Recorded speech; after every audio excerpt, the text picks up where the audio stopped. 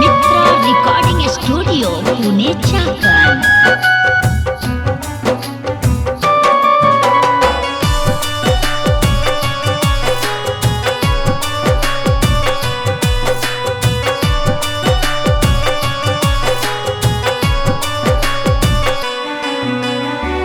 करबू तू शादी देबू हमारा के गम हो, अपना मजनुआ के देबू जखम हो। ये जान सुनो, करबू तू शादी देबू हमारा के गम हो, अपनी मजनुआ के देबू जखम हो। काहे छोड़ के जात बारू हाय, काहे छोड़ के जात बारू से नुरा सजाई के। अब त जियब मरब हमहू जान अगिया लगाई के। अब त जियब मरब हमहू जान अगिया लगाई के।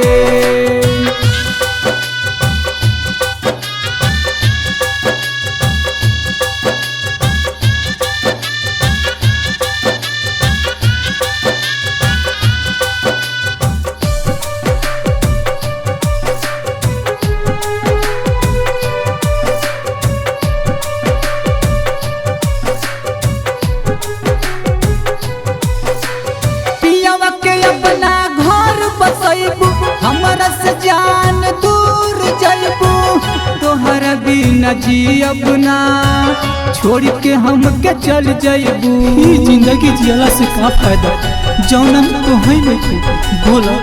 हाँ पियवा के अपना घर बसइबू, हमरा से जान दूर जइबू, तोहरा बिना जियब ना छोड़ के हमके चल जइबू। होता पछतावा दिल हाय, होता पछतावा दिल तोहसे लगाई के। अब त जियब मरब हमहू जान अगिया लगाई के। अब त जियब मरब हमहू जान अगिया लगाई के।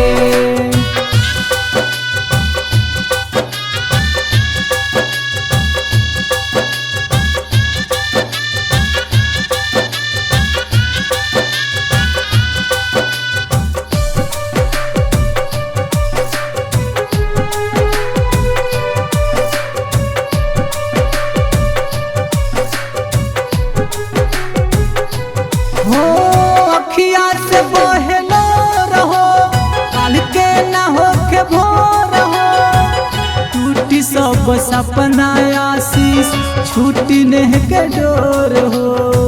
हरी का कर दिहलू, हम केकरे सहारे रहब, तोहरे तो एगो आसरा रहब। अखिया से बहलो रहो, काल के ना होके भोर हो। टूटी सब सपना आशीष छूटी नेह के डोर हो। कैसे तोहके भूल जाए हाय, कैसे तोहके भूल जाए नैया लगाई के। अब त जियब मरब हमहू जान अगिया लगाई के। अब त जियब मरब हमहू जान अगिया लगाई के।